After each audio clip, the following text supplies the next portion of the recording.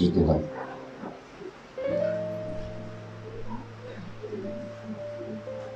Tuhan memberkati Bapak Ibu dan saudara-saudara sekalian. Selamat merayakan hari kematian Tuhan Yesus Kristus. Dan di dalam ibadah Jumat Agung pagi ini, ibadah kita nanti juga akan disertai dengan perjamuan Tuhan. Dan biarlah kita sama-sama menikmati karya Tuhan, merasakan berkat Tuhan, merasakan pertolongan Tuhan, dan penyertaan Allah di dalam hidup kita.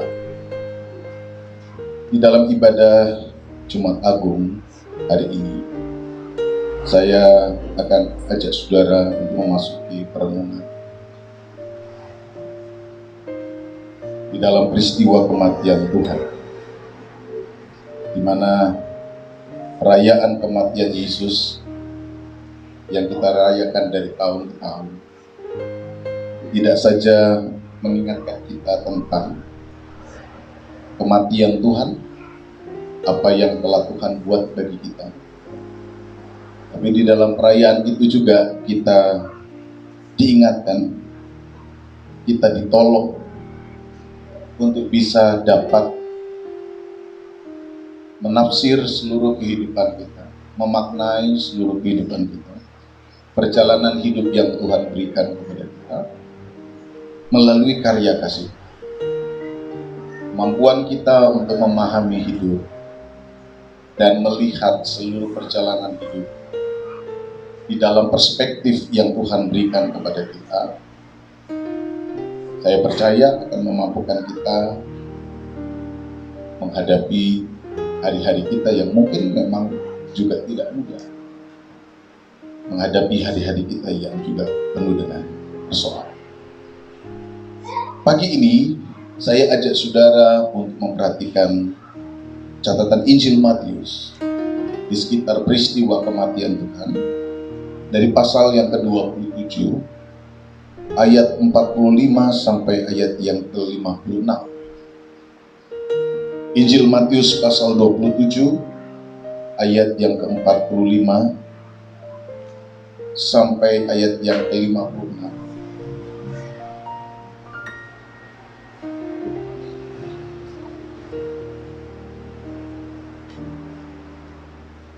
Tema firman Tuhan pagi ini adalah Yesus mati untuk kita. Injil Matius pasal yang ke-27 ayat 45 sampai ayat yang ke-56. Saya bacakan bagi kita dari perikop ini, demikian firman Tuhan. Mulai dari jam 12, kegelapan meliputi seluruh daerah itu sampai jam 3. Kira-kira jam 3, berserulah Yesus dengan suara nyaring, Eli, Eli, lama sabachthani. Artinya, Allahku, Allahku, mengapa engkau meninggalkan aku? Mendengar itu beberapa orang yang berdiri di situ berkata, ia memanggil Eli. Dan segeralah datang seorang dari mereka. Ia mengambil bunga karang, mencelupkannya ke dalam anggur asam, lalu mencucukkannya pada sebatang buluh dan memberi Yesus. Tetapi orang-orang lain berkata, jangan, baiklah kita lihat apakah Elia datang untuk menyelamatkan. Yesus berseru pula dengan suara nyaring, lalu menyerahkan nyawa.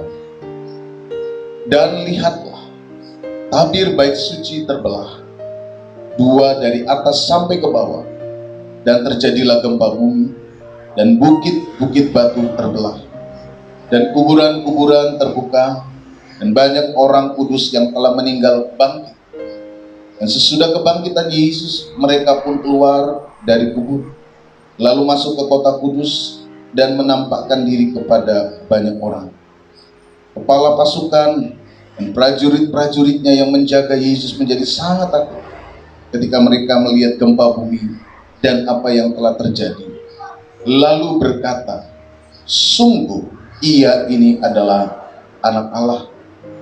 Dan di situ banyak perempuan yang melihat dari jauh, yaitu perempuan-perempuan yang mengikuti Yesus dari Galilea untuk melayani Dia. Di antara mereka terdapat Maria Magdalena dan Maria ibu Yakobus dan Yusuf dan ibu anak-anak Zebedeus. Saudara, pagi ini saya ajak saudara untuk memperhatikan bagaimana karya Tuhan dalam kematian ini bagi kehidupan kita orang-orang percaya, dan pesan apa yang sebenarnya kita dapat melalui ibadah Jumat Agung pagi. Saudara, kalau kita menelusuri narasi dari Injil Matius pasal 27 ayat 45 sampai 56 ini, saudara akan melihat gambaran kisah yang diceritakan sedemikian rupa oleh penginjil Matius untuk dapat meyakinkan para pembaca, orang-orang yang menjadi sasaran dari catatan Injil Matius, sekelompok umat Allah yang menjadi pembaca dari catatan Matius, yang sebagian besar adalah orang-orang Yahudi dan orang-orang non-Yahudi yang mengikut agama Yahudi pada waktu itu. Mereka kemudian membentuk sebuah komunitas pengikut Yesus di sekitar kota Antioquia. Surat ini kemungkinan besar ditulis di sekitar tahun 80-an, di tengah-tengah kehidupan di mana kekristenan sedang mencari jati diri setelah mereka memisahkan diri dari Yudaisme. Dan di tengah-tengah suasana pemisahan itu, umat Kristen menjadi kelompok masyarakat sektarian yang memang sedang menggumulkan jati dirinya, namun di saat yang sama mengalami begitu banyak tekanan dari induk agamanya dulu, dan mungkin dari masyarakat-masyarakat lain yang melihat bahwa komunitas ini menjadi sebuah komunitas yang menantang nilai-nilai yang dipahami dan diikuti pada masa itu. Matius di dalam perikop ini mencoba menjelaskan gambaran peristiwa kematian Yesus yang terjadi di sekitar Paskah dengan menggunakan perspektif Paskah atau perayaan Paskah dari orang Yahudi. Kalau saudara memperhatikan di bagian awal tadi, di dalam pasal 27 ayat 45, Matius menggambarkan suasana yang terjadi di sekitar penyaliban Yesus. Di situ digambarkan bahwa sejak jam 12, kegelapan meliputi daerah itu sampai jam 3. Kalau kita kembali kepada catatan di dalam kitab Keluaran, maka saudara pun juga akan menemukan sebuah situasi kegelapan yang terjadi pada tulah ke-9. Sebelum peristiwa tulah ke-10, di mana korban anak sulung dari masyarakat Mesir, korban dari hewan-hewan sulung di Mesir. Jadi di dalam tulah ke-9 terjadi kegelapan yang begitu dahsyat sebelum memasuki tulah ke-10, yang juga nanti di sana ada perayaan Paskah, pengorbanan, di mana pada waktu itulah nanti umat Israel, dan berdasarkan peristiwa malam itu umat Israel diminta untuk merayakan Paskah sepanjang hidup keturunan mereka, di mana mereka merayakan Paskah untuk merayakan bagaimana Allah memimpin mereka keluar dari tanah Mesir. Nah, gambaran Injil Matius di dalam ayat 45 itu menunjukkan bahwa sebelum kematian Yesus itu ada sebuah kegelapan. Nah, apa yang kemudian ingin disampaikan melalui kisah ini? Gambaran yang diberikan Matius ingin menunjukkan kepada masyarakat Yahudi, orang Israel pada waktu itu, bahwa Yesus adalah domba Paskah yang sejati. Dialah anak sulung yang sejati, yang dikorbankan demi keselamatan manusia. Di dalam perspektif Yesus sebagai korban Paskah yang sejati, nah, ada beberapa hal yang kemudian dapat kita renungkan pagi hari ini untuk bersama-sama kita jadikan sebagai bagian di dalam pemahaman batin kita ketika kita menjalani hari-hari yang kita hidupi, hari-hari yang memang belum berhenti dengan segala hiruk-pikuk persoalannya, hari-hari yang mungkin selalu penuh dengan berbagai tanda tanya, hari-hari yang mungkin menimbulkan banyak keluhan di dalam kehidupan kita. Nah, apa yang kemudian Matius ingin sampaikan kepada kita khususnya yang hidup di hari-hari ini melalui kisah kematian Yesus Kristus yang digambarkan sebagai korban Paskah itu. Ada 3 hal yang saya ingin angkat di dalam pemberitaan firman Tuhan pagi ini. Saya suka angkat 3. Kalau saudara renungkan khotbah yang saya sampaikan, selalu ada 3 poin. Gak tahu, mungkin bagian dari internalisasi saya memahami tentang ketritunggalan Allah atau apa, tapi saya suka dengan angkat. Jadi pagi ini pun saya akan membawa saudara untuk melihat 3 poin di dalam narasi Paskah. Yang pertama, saudara, kalau saudara melihat bagian dari ayat ini, setelah suasana kegelapan, saudara menemukan satu teriakan Yesus yang disampaikan kepada Allah. Di dalam ayat 46 dikatakan kira-kira jam 3. Ada penafsir yang mengatakan jam itulah sebenarnya biasanya para imam itu mengorbankan korban Paskah. Kira-kira jam 3 berserulah Yesus dengan suara nyata, Eli, Eli, lama sabachthani.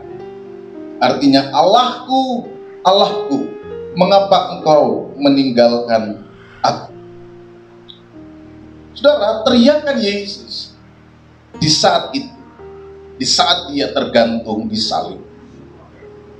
Mungkin orang bisa melihat bahwa ekspresi itu adalah sebuah ekspresi kekesalan, ekspresi amarah, ekspresi ketidakpercayaanmu terhadap Allah. Bisa saja kamu memahami. Tetapi saudara, saya ingin mengajak saudara untuk melihat hal lain dari apa yang mungkin banyak orang bisa pahami dari peristiwa di mana Yesus berkata, Eli, Eli, lama sabachthani. Bagi saya, saudara, representasi yang diungkapkan dari teriakan Yesus yang kita percaya dia adalah korban Paskah yang kudus, bukan mengungkapkan sebuah kondisi ketidakpercayaan, tetapi sebuah bentuk sikap Yesus yang mau mengambil bagian bersama-sama dengan kita, bersama-sama dengan orang-orang yang percaya, yang juga sebenarnya sedang mengalami sebuah pergumulan dan penderitaan di dunia ini. Yesus menjadi representasi dari sikap iman orang-orang percaya yang sedang bergumul menghadapi penderitaan yang berat. Ungkapan Allahku sendiri sudah menunjukkan bagaimana keyakinan dan kepercayaan. Tetapi disinilah Injil Matius ingin menghubungkan teriakan Yesus ini sebagai sebuah bentuk bela rasa Yesus terhadap teriakan orang-orang benar yang mungkin juga sedang mengalami banyak pergumulan yang berat. Yang mana kadang-kadang di dalam hidupnya muncul pertanyaan, pertanyaan, Tuhan, mengapa aku seperti ini? Allahku, mengapa Engkau tinggalkan aku? Pertanyaan seperti itu sangat mungkin wajar terjadi di dalam diri orang-orang percaya yang mengalami masa-masa sulit. Pernah saudara bertanya begitu sama Tuhan? Tuhan, kok bisa situasi ini terjadi dalam diri saya? Tuhan, kok bisa saya merasa seakan-akan ditinggalkan?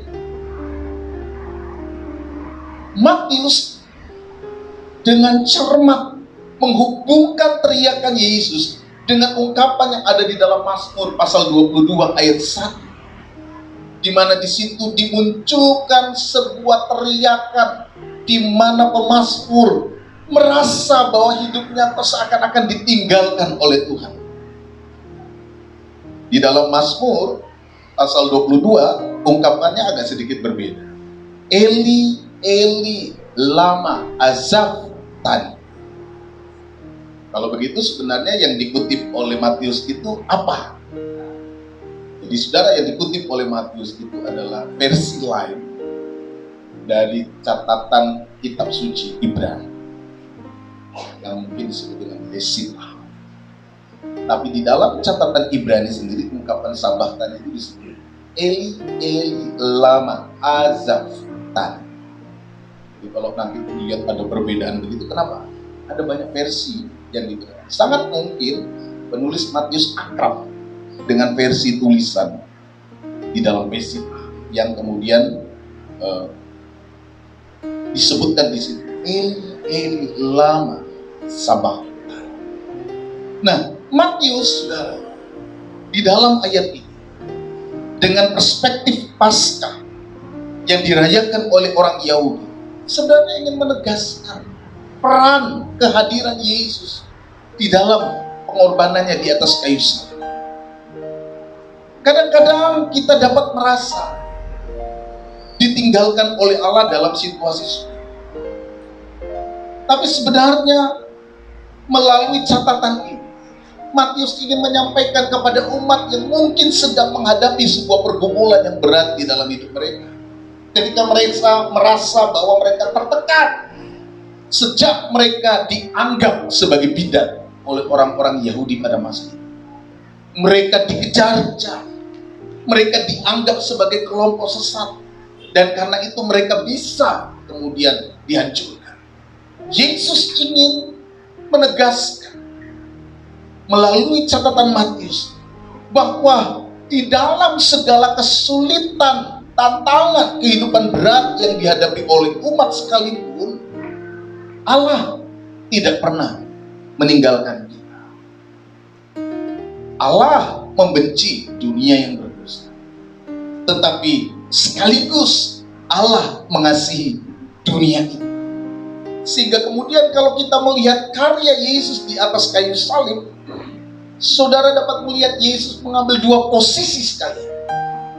Menjadi tempat di mana murka Allah dicurahkan, tetapi sekaligus menjadi tempat di mana kita melihat kasih Allah dihadirkan. Yesus anak domba Allah itu tahu kelemahan kita. Yesus anak domba Allah, korban Paskah yang sejati, mengerti keterbatasan kita. Dia tahu kelemahan-kelemahan kita. Dan peristiwa salib menjadi sebuah bentuk sikap bela rasa Allah untuk mau bersama-sama dengan kita melewati tantangan-tantangan kehidupan yang kita. Ketika Yesus berteriak, Eli, Eli, lama sabachthani, apa yang Yesus ungkapkan itu sebenarnya ungkapan hidup kita. Apa yang Yesus ungkapkan itu sebenarnya mewakili seluruh kehidupan orang beriman, tetapi sekaligus menunjukkan bahwa Allah adalah Allah yang setia. Dia mau bersama-sama dengan kita. Yesus yang adalah perwujudan Allah itu sendiri mau bersama-sama dengan kita menghadapi masa-masa sulit, mau turut merasakan penderitaan kita, mau turut merasakan pergumulan-pergumulan hidup kita, mau turut hadir di tengah-tengah situasi berat dalam hidup kita. Karena itu saudara, peristiwa pengorbanan salib Yesus Kristus seharusnya membuat kita itu menyadari bahwa Tuhan itu tidak pernah meninggalkan kita. Di tengah situasi terberat dalam hidup saudara, Yesus bersama-sama dengan saudara. Dia ada bersama dengan saudara. Dia mau turut merasakan penderitaan saudara. Jangan pernah merasa sendiri. Ketika saudara merasakan pergumulan-pergumulan hidup yang tidak mudah, jangan pernah merasa seakan-akan saudara tidak memiliki itu. Mungkin teman-teman saudara yang lain meninggalkan saudara. Biasa. Dalam hidup manusia itu kecenderungannya seperti itu. Di masa-masa senang banyak orang yang dekat dengan kita. Di masa-masa kita di atas banyak orang bersama-sama dengan kita. Makanya ada sering ungkapan, kalau saudara mau melihat temanmu yang sejati, maka dia adalah orang-orang yang tetap bersamamu di masa-masa tersulit. Yesus menjadi teman sejati. Dia tidak hanya mau bersama dengan saudara, tapi dia siap menderita bersama-sama dengan saudara. Eli, Eli, lama sabachthani. Yesus akan menjadi representasi manusia untuk mengungkapkan segala bentuk kegalauannya kepada Allah. Yesus tapi sekaligus menjadi perwujudan Allah yang mau hadir bersama dengan kita. Sehingga kalau kita hari-hari ini menghadapi berbagai macam persoalan, tantangan hidup yang seakan-akan tidak pernah selesai, jangan pernah sendiri. Allah beriman, Allah hadir bersama. Tidak hanya di masa-masa suka, tetapi juga di masa-masa duka. Di saat-saat terberat, di saat-saat di mana engkau merasa ditinggal, Yesus bersama-sama dengan saudara. Yesus hadir bersama-sama dengan saudara. Dia mau terus bersama dengan saudara. Dia mau dekat terus bersama dengan saudara. Jangan pernah merasa sendiri. Kalau hari-hari ini kita merasa ditinggal, kalau hari-hari ini kita merasa teralienasi oleh situasi, oleh keadaan. Karena kalau kita merasa bahwa kita ini sendiri, kita ini merasa tidak ada orang yang betul-betul mau pedulikan kita, kita akan salah mengambil keputusan-keputusan hidup dalam diri.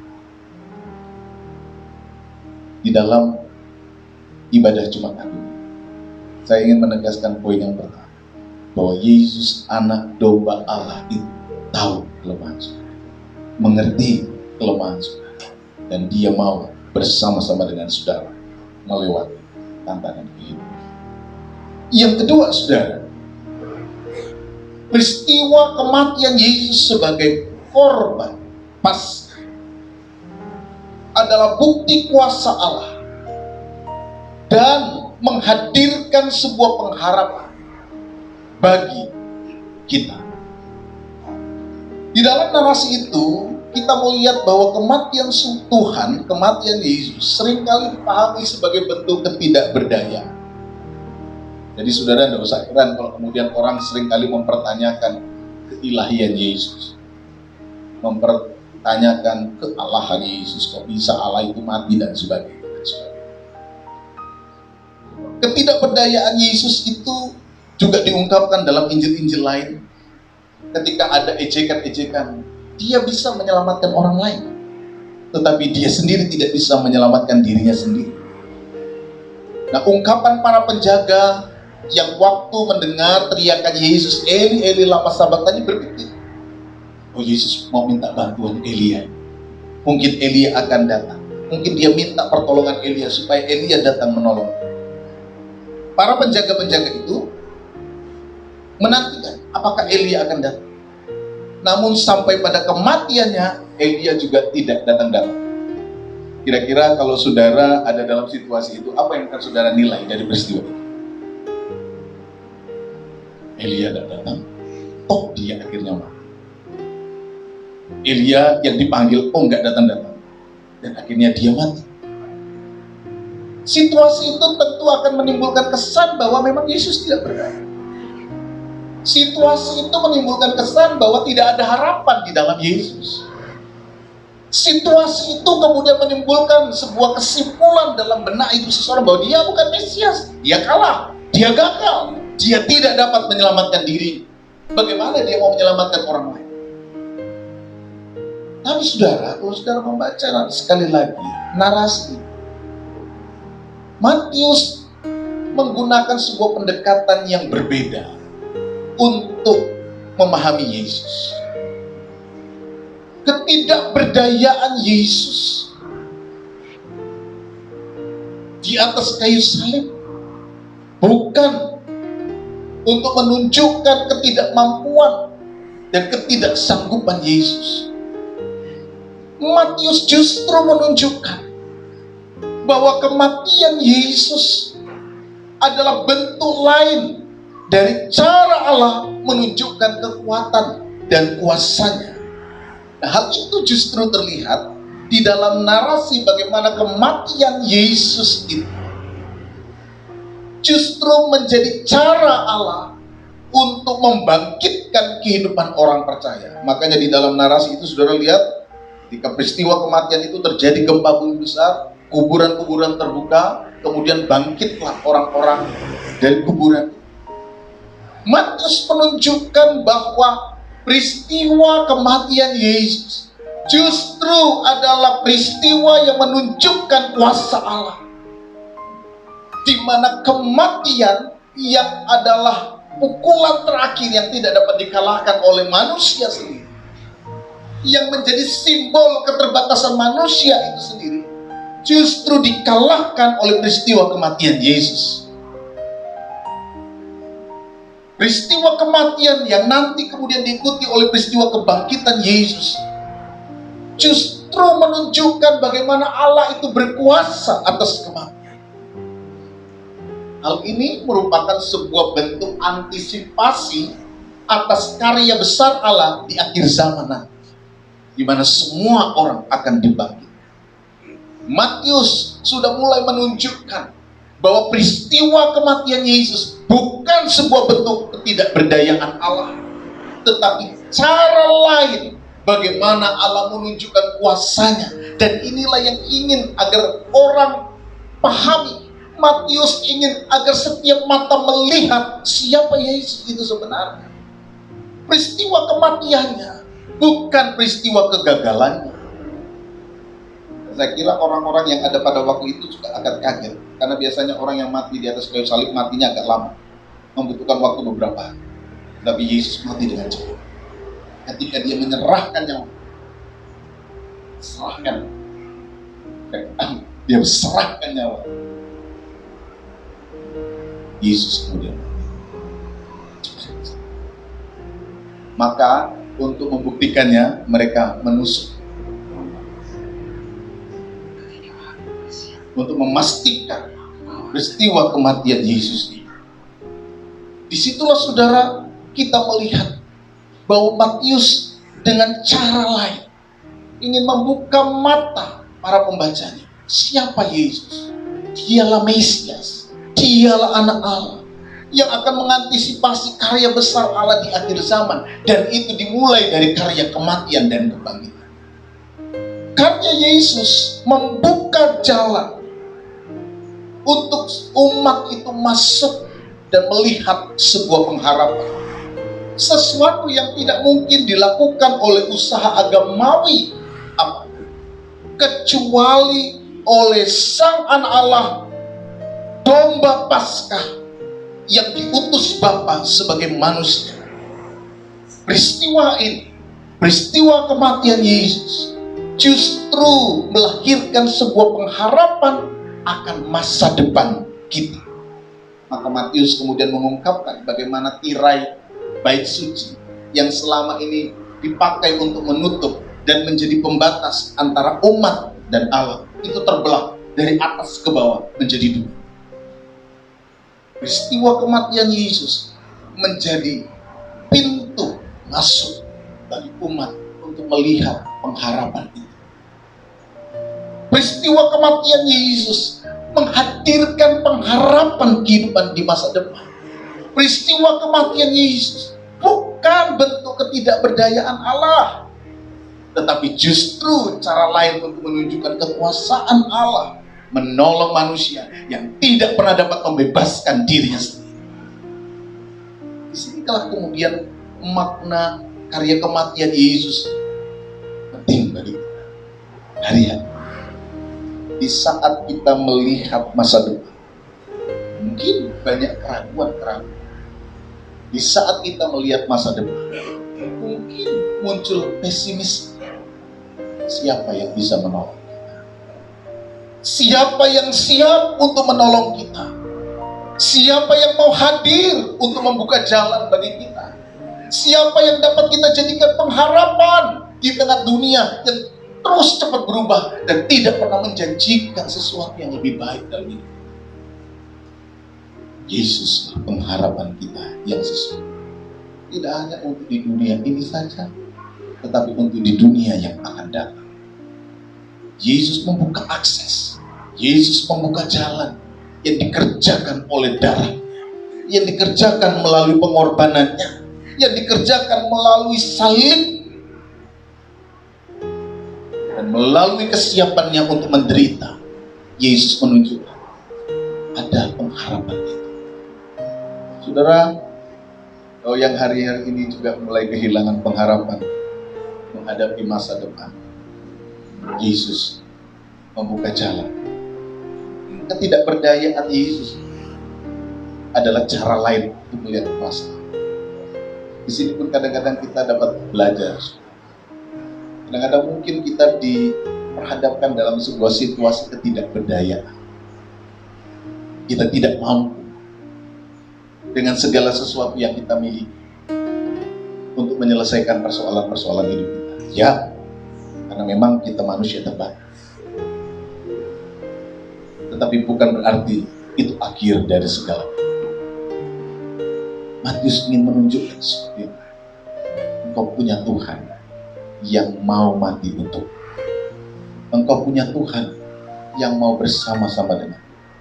Dia tidak hanya bersama-sama dengan, tapi dia juga rela menderita untuk dan membukakan jalan bagi. Keputusan saudara hari ini untuk mengikuti Yesus bukanlah sebuah keputusan yang salah. Saudara mengikuti Tuhan yang punya hati, Tuhan yang punya kasih, Tuhan yang punya cinta, sehingga dia layak untuk dicintai. Dia bukan cuma Allah yang bisanya diibadahi dan ditakuti, tapi dia Allah yang dapat dicintai, karena dia pribadi yang juga mau mengasihi dan mencintai. Dia Allah yang rela mati buat kita. Jadi peristiwa kematian Yesus di dalam keyakinan iman Kristen bukan sesuatu yang membuat kita merasa malu bahwa kita punya Allah kok mati. Justru kita merasa bersyukur karena kita punya Tuhan yang mau mati untuk kita.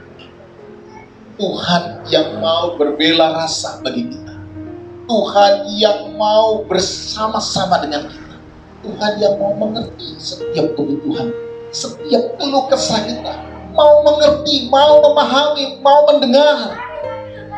Kalau saudara, punya teman yang mau mendengar setiap keluh kesah saudara, maka kita sangat senang. Apalagi dia yang mau bersama-sama dengan kita di tengah-tengah penderitaan. Yesus teman saja. Dia mati untuk saudara. Dia mati untuk saya. Dia mati untuk kita.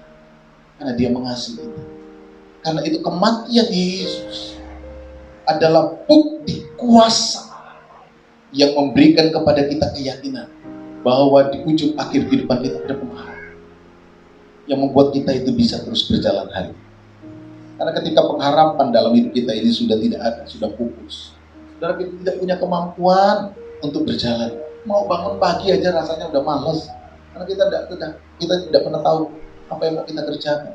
Kita sudah tidak punya pengharapan atas apa yang kita lakukan, atas seluruh aktivitas, atas segala hal yang mau kita kerjakan. Itu tidak ada harapan. Jadi orang yang betul-betul terpuruk ketika kita kehilangan Tuhan. Tetapi pengharapan yang ada di dalam diri kita Itulah kunci untuk kita bisa terus berjalan. Ketika hari ini saudara punya pengharapan, maka saudara akan bisa terus berjalan. Karena itu jangan biarkan pengharapan itu hilang dari hidup saudara. Dan bagaimana pengharapan itu bisa muncul? Terus hayat karya Allah, karya kematian yang hari ini kita rayakan bersama-sama. Saudara, yang ketiga, peristiwa kematian Tuhan menjadi cara Allah untuk menunjukkan kepada kita bahwa Allah akan menyertai setiap mereka yang percaya dengan sungguh kepada Allah melalui tanda-tanda kehidupan yang Allah buat sendiri. Bukan kita rekayasa. Bagi setiap mereka yang dengan tunduk kepada Allah, mau taat kepada Allah, sekalipun harus melewati jalan-jalan salib. Peristiwa kematian Tuhan Yesus sedemikian rupa diungkapkan oleh Matius dengan menunjukkan sebuah tanda-tanda yang pada akhirnya membuat para penjaga itu mengambil kesimpulan dan mengambil sebuah keputusan. Dia ini anak-anak Allah. Tanda-tanda kehidupan orang benar pasti akan muncul, pasti akan mengalir, karena tanda-tanda itu sendiri adalah sebuah konsekuensi dari kehidupan iman yang dihidupi di dalam ketundukan. Ketika Yesus mau tunduk kepada Allah, mati di atas kayu salib, hal itu tidak kemudian membuat dia menjadi tidak berdaya. Hal itu kemudian tidak membuat Yesus mendapat malu di depan banyak orang. Injil Matius justru memberikan kesaksian.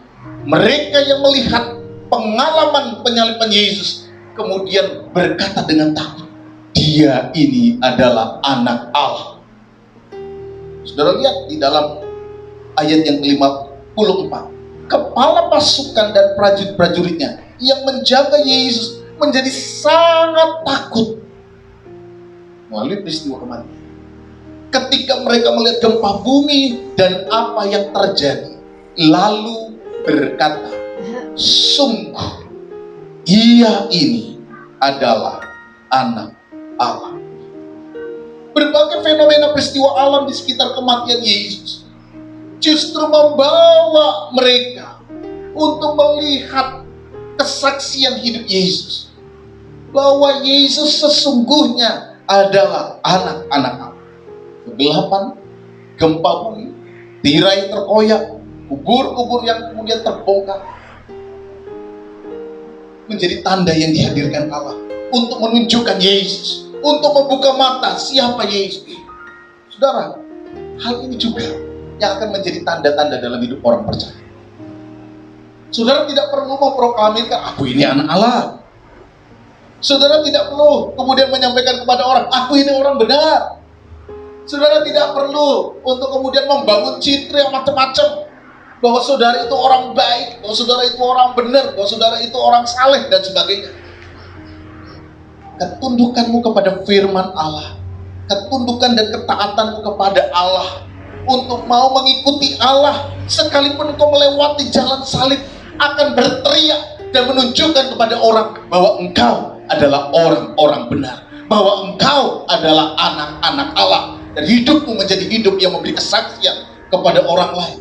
Itu mengalir, itu konsekuensi, itu bukan sebuah rekayasa, itu sesuatu yang lahir sedemikian rupa dari kehidupan orang yang mengikuti Tuhan dengan sungguh. Tidak perlu kita kemudian sampaikan kepada orang, aku ini anak Allah, saya ini anak Tuhan. Orang bisa ketawa, apalagi kalau yang kita buat tidak seperti yang kita katakan.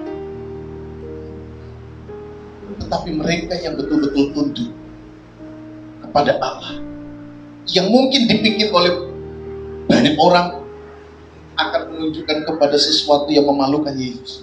Peristiwa salib itu adalah peristiwa aib, karena salib itu adalah sebuah bentuk hukuman yang betul-betul terhina.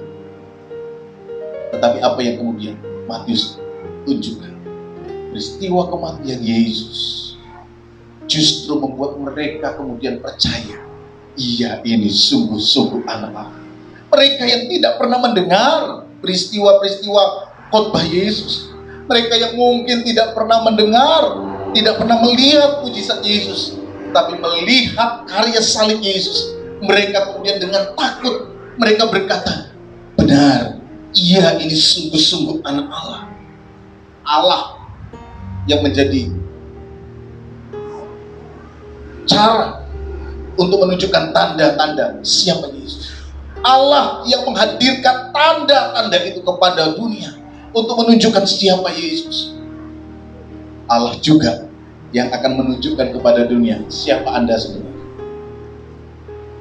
Caranya, ketika saudara tunduk kepada Allah, taat kepada Allah, sekalipun kita harus melewati jalan-jalan sulit. Ketundukan saudara mungkin sebagian orang akan dilihat sebagai bentuk kekonyolan, sebagai sebuah bentuk kebodohan, sebagai sebuah bentuk yang tidak seharusnya saudara lakukan. Tetapi di hadapan Tuhan, kehidupan mereka yang mau tunduk kepada Allah, taat kepada Allah, mau sungguh-sungguh merendahkan diri di hadapan Allah untuk melakukan karya keselamatan itu, Allah sendiri yang akan menunjukkan kepada dunia siapa Anda. Tuhan sendiri yang akan menunjukkan kepada dunia siapa Anda, sehingga kesaksian hidupmu menjadi sebuah kesaksian yang memuliakan Allah, sebuah kesaksian yang menunjukkan bahwa engkau adalah anak Allah. Kuncinya cuma satu, belajar untuk menghidupi Allah di dalam ketundukan, sama seperti Yesus yang mau menundukkan diri dan taat pada Allah sampai di atas kayu salib. Paulus memberikan kesaksian di dalam Filipi pasal 5. Itulah sebabnya Allah sangat meninggikan dia dan memberikan kepada dia nama di atas segala nama. Bahkan setiap lutut akan bertelut, lidah akan mengaku bahwa Yesus adalah Tuhan. Karena dia mau merendahkan diri, karena dia mau tunduk kepada Allah. Dunia akan melihat kesaksian itu. Allah sendiri yang akan menunjukkannya kepada dunia. Yesus telah menjadi teladan bagi kita. Panggilan Allah di dalam karya salib Yesus betul-betul kuat mengajak kita untuk mengikuti teladannya. Saudara, Yesus mati untuk kita. Di dalam kematian Yesus, dia siap berjalan bersama. Di dalam kematian Yesus, ia menunjukkan harapan kepada kita dan mau menolong kita serta bersaksi bahwa kita adalah anak-anak Allah yang dipanggil untuk menghadirkan karya kehidupan Allah bagi dunia. Mari kita rayakan kematian Tuhan di dalam hidup kita, untuk kita mendapatkan sebuah kekuatan bahwa dia mau bersama dengan kita, bahwa dia siap untuk memberikan kekuatan kepada kita dan memberikan kepada kita harapan. Dan oleh karena ketundukan yang ia ajarkan, ia akan menunjukkan kesaksian hidup kita kepada dunia bahwa kita adalah anak-anak Allah. Tuhan memberkati kita sekalian. Amin. Puji Tuhan.